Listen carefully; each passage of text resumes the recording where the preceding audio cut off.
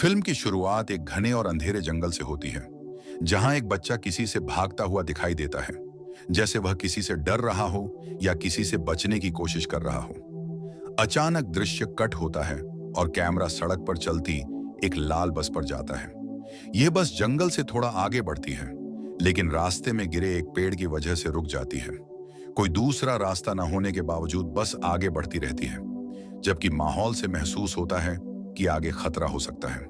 आगे रास्ते में कंकाल बिखरे हुए दिखाई देते हैं। चलते चलते पेड़ अचानक अजीब तरह से बीच से कटे हुए नजर आते हैं और चारों तरफ अजीब आवाजें गूंजने लगती हैं। बस में बैठा बच्चा डर कर खिड़की से बाहर झांकता है।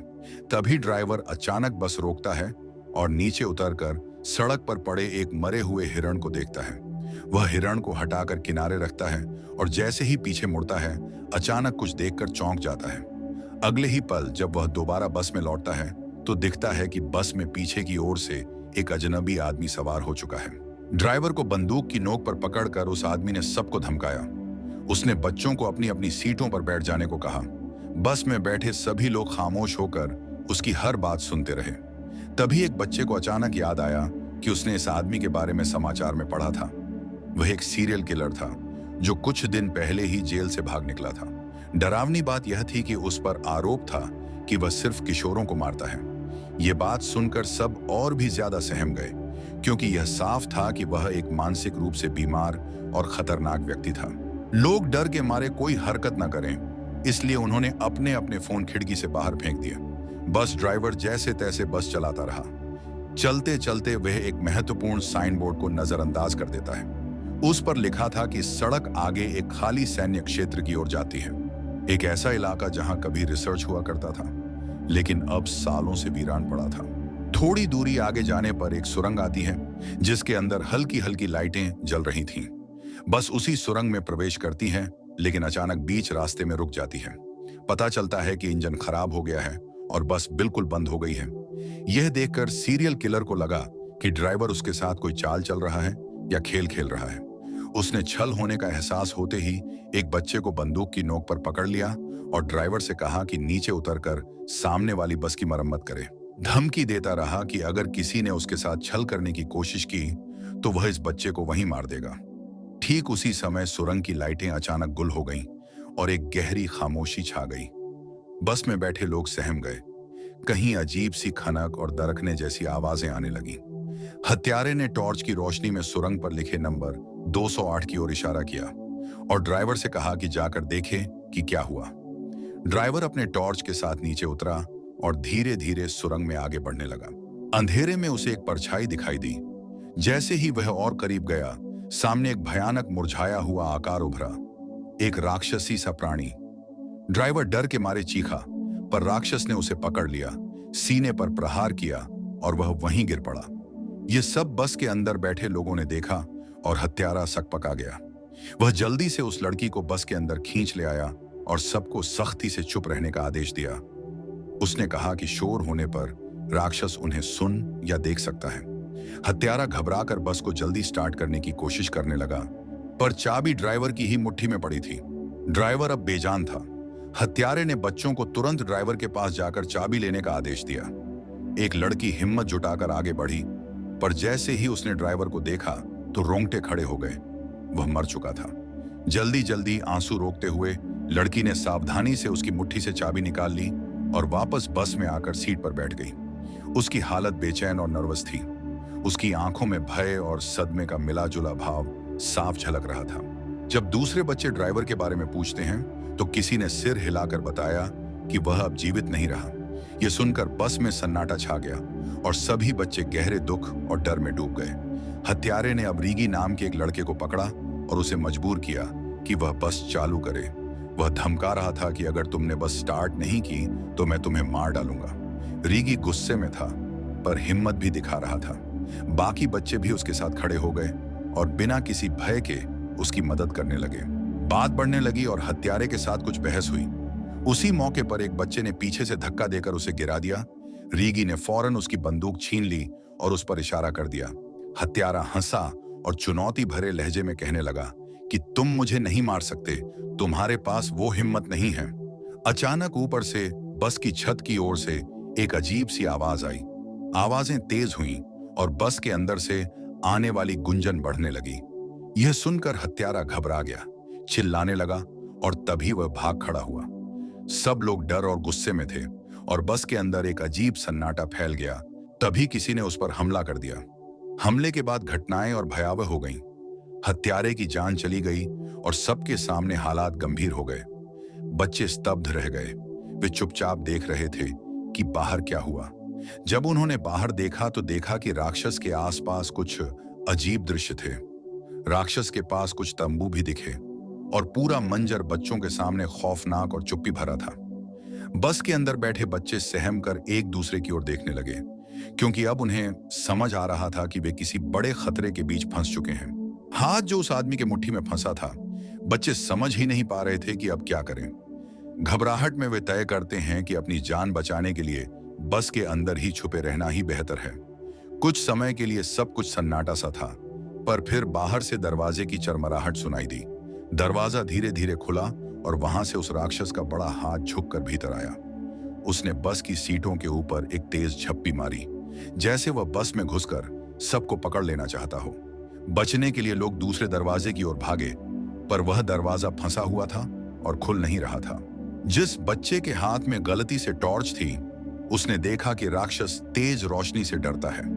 उसने तुरंत टॉर्च जलाई और राक्षस की ओर प्रकाश की किरणें मारी। राक्षस झिझक गया और प्रकाश से दूर हटने लगा। वहीं बस का पेच खुल गया और दरवाजा खोलकर लोग बाहर उतरने में कामयाब हो गए। वे रोशनी की ओर दौड़े और एक बंकर तक पहुंच गए। बंकर के अंदर एक कमरा था जिसमें जगह का नक्शा लगा था। यह देखकर साफ हुआ कि वे असल में किसी सैन्य अड्डे के पास हैं। वहां एक लाइट और एक कंट्रोल पैनल भी दिखा। पूरे इलाके की लाइटों और सुरक्षा तंत्र को नियंत्रित करता था। समझ में आया कि अगर कंट्रोल पैनल चालू हो जाए तो मैदान रोशन हो जाएगा और राक्षस रोशनी से दूर रहेगा। उन्होंने जल्दी से निर्णय लिया कि पैनल ढूंढकर उसे चालू करना होगा। नोलन और उनके साथी आगे बढ़े। वे पैनल ढूंढने, योजना बनाने और तय करने लगे कि किस तरह चालू करके राक्षस को दूर रखा जाए ताकि सब सुरक्षित भाग सकें। अब वे ठहर कर नहीं रहे।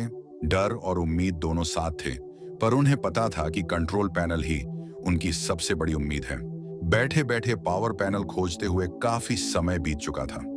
तीनों बच्चे अलग अलग दिशा में ढूंढते रहे, लेकिन उन्हें कुछ हाथ नहीं लगा। तभी दो लड़कों ने कहा कि उन्हें बाहर जाना होगा। दरअसल क्वीनी शौचालय जाना चाहती थी, मगर वह इतनी डरी हुई थी कि अकेले नहीं जा पाई। इसलिए रेगी उसके साथ चला गया। रास्ते भर रेगी उसे बातों में उलझाता रहा, लेकिन क्वीनी चुप रही। उसे जवाब न देने पर रेगी थोड़ा परेशान हो गया। चलते चलते अचानक उसे लगा कुछ गड़बड़ है। उसने पीछे मुड़कर देखा तो पाया कि क्वीनी वहां थी ही नहीं। वह कहीं गायब हो चुकी थी। घबराकर रेगी जोर जोर से उसका नाम पुकारने लगा। तभी उनका दूसरा दोस्त भी आ गया और उसने भी देखा कि क्वीनी लापता है। तीनों ने मिलकर आसपास क्वीनी को ढूंढना शुरू किया। आखिरकार वे एक जगह पहुंचे जहां उन्होंने क्वीनी को देखा, लेकिन वह खौफनाक मंजर था। क्वीनी बेहोश पड़ी थी और उसके ऊपर एक भयानक राक्षस झुककर उसकी गर्दन काटने ही वाला था। रेगी ने तुरंत साहस दिखाया, आग जलाकर उस राक्षस को विचलित किया और उसका ध्यान अपनी ओर खींच लिया। इसी बीच उसका दोस्त क्वीनी को पकड़कर वहां से खींच ले गया। दोनों ने जल्दी से क्वीनी को उठाया और भागना शुरू कर दिया, लेकिन इस हड़बड़ी में उन्होंने पीछे मुड़कर नहीं देखा कि रेगी वहीं रह गया है। उनके पीछे वही राक्षस पीछा करता हुआ आ रहा था। अचानक लड़की के हाथ से टॉर्च गिर गई और पानी में बुझ गई। अंधेरे का फायदा उठाकर राक्षस ने हमला कर दिया। उसके मुंह से अजीब सी गंध और आवाजें निकल रही थीं। रेगी पर हमला हुआ। उसका खून छिटक कर चारों ओर फैल गया। क्वीनी और उसके दोस्त चीख उठे, पर कुछ कर नहीं पाए। उनकी आंखों के सामने ही वह राक्षस रेगी को पकड़कर निगल गया। उसी समय कहीं से तेज रोशनी फैल गई और राक्षस पीछे हट गया। राक्षस रोशनी से डर गया और रेगी को छोड़कर पीछे हट गया। इसी बीच बाकी दोस्तों को समझ आया कि उनके साथी नोलन और बाकी लोगों ने आखिरकार जनरेटर ढूंढ लिया है। उन्होंने तुरंत उसे चालू कर दिया और चारों ओर बिजली की गूंज फैल गई। लेकिन ध्यान से देखने पर पता चला कि वह उनके अपने 3 साथी ही थे। यह देखकर सबके चेहरे पर थोड़ी राहत आई और वे खुशी से उनकी ओर दौड़ पड़े। लेकिन यह खुशी ज्यादा देर टिक नहीं पाई। अगले ही पल सबकी नजर क्वीनी पर गई। उसकी गर्दन पर गहरा घाव था जिससे खून लगातार बह रहा था। ये वही निशान था जो राक्षस के काटने से पड़ा था। सब समझ गए कि क्वीनी अब संक्रमित हो चुकी है और धीरे धीरे उसी राक्षस में बदल सकती है। एक साथी ने धीरे से कहा कि शायद उन्हें क्वीनी को अपने साथ नहीं रखना चाहिए, लेकिन बाकी सब ने इनकार कर दिया। वे उसे छोड़ नहीं सकते थे। वे उसे साथ लेकर वापस उसी कमरे में लौट आए ताकि समझ सकें कि अब आगे क्वीनी के साथ क्या होगा और इन नोट्स से कुछ और जानकारी जुटा सकें। कमरे में पड़े ढेर सारे नोट्स पलटते पलटते उन्हें एक पुरानी नोटबुक मिली। जैसे ही उन्होंने उसे पढ़ना शुरू किया, धीरे धीरे एक कहानी सामने आने लगी। ये कहानी एक ऐसे लड़के की थी जिसे अपनी बहन के साथ नई नई जगहों की खोज करना बहुत पसंद था। एक दिन वह दोनों इस वीरान पड़े सैन्य अड्डे तक पहुंच गए।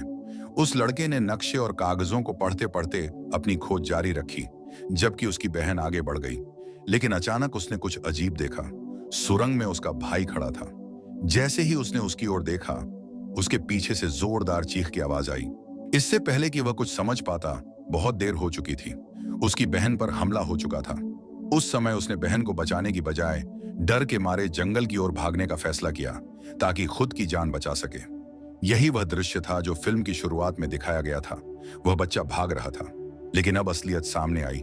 उसके दिल में हमेशा यह अपराध बोध रहा कि उसकी लापरवाही की वजह से उसकी बहन मारी गई। सालों बीत जाने के बाद भी वह इसे भूल नहीं पाया और उस राक्षस से बदला लेने की ठान ली जिसने उसकी बहन की जान ली थी। उसने इस राक्षस पर गहन शोध करना शुरू किया और उसकी कमजोरी ढूंढने की कोशिश की। यहां तक कि उसने एक मशीन भी बनाई थी ताकि उस दानव को मार सके, लेकिन किस्मत ने साथ नहीं दिया। राक्षस ने हमला किया और वह वैज्ञानिक लड़का भी मारा गया। उसकी नोटबुक से यह भी सामने आया कि यह प्राणी जिस पर हमला करता है, या तो उसे वहीं मार डालता है या उसके खून का स्वाद छककर उसे संक्रमित कर देता है। नोट्स पढ़कर सबका खून जम गया, क्योंकि अब उन्हें एहसास हुआ कि क्वीनी बहुत बड़े खतरे में है। वे सब समझ गए कि अगर क्वीनी को बचाना है और इस खतरनाक काम को पूरा करना है, तो उन्हें उस आदमी द्वारा बनाई गई मशीन को खत्म तक पहुंचाना ही होगा। क्वीनी ने मना किया। वह नहीं चाहती थी कि उसके कारण बाकी सब खतरे में पड़े, लेकिन उसके दोस्त डटे रहे। उनका कहना था कि वे सब शायद जिंदा न बच पाएं, मगर साथ मिलकर लड़ेंगे और कोशिश करेंगे कि कम से कम एक दूसरे को बचा सकें। सभी ने एक दूसरे को गले लगाया और अपनी पूरी ताकत और हिम्मत एक जगह इकट्ठी करके मशीन को पूरा करने में लग गए। काफी मेहनत के बाद वह मशीन आखिरकार पूरी हो गई और अब पूरी तरह से काम करने के लिए तैयार थी। ये देखकर सबके चेहरों पर थोड़ी उम्मीद की चमक आई, लेकिन सबसे मुश्किल काम अभी बाकी था, राक्षस को इस मशीन के सामने लाना। योजना के तहत उन्होंने खून से सने कपड़े एक खाली जगह पर रखे ताकि राक्षस वहां खींच कर आए। क्विन्नी को भी एक तय जगह पर खड़ा किया गया ताकि दानव उसकी गंध से आकर्षित होकर ठीक उस जगह पहुंचे जहां मशीन लगी थी। माहौल तनाव से भरा हुआ था। हर कोई सांस थामे इंतजार कर रहा था। योजना कामयाब होती दिखी।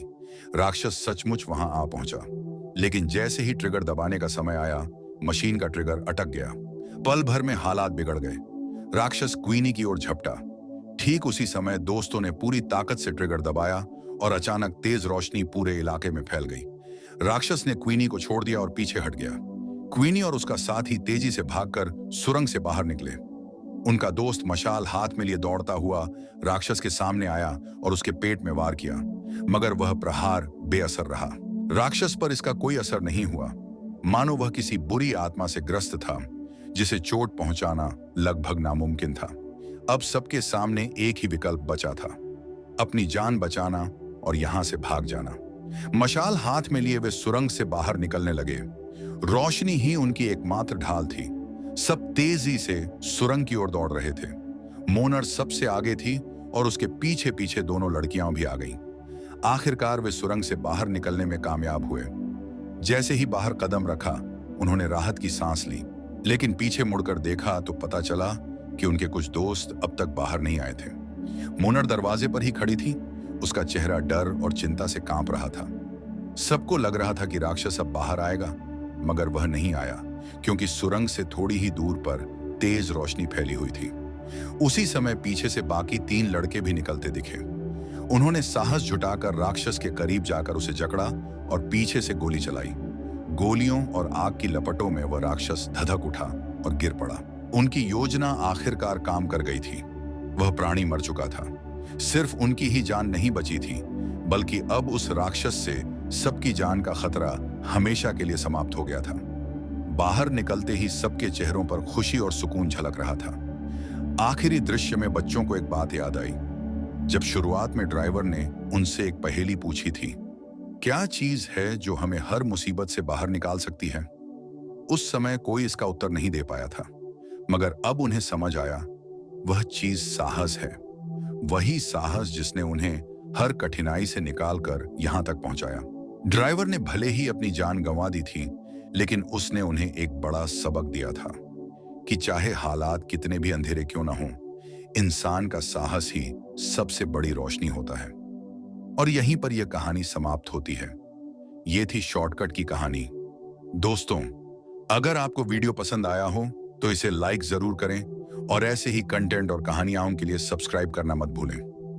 आपका एक लाइक और सब्सक्राइब हमें और भी शानदार वीडियो बनाने का हौसला देता है।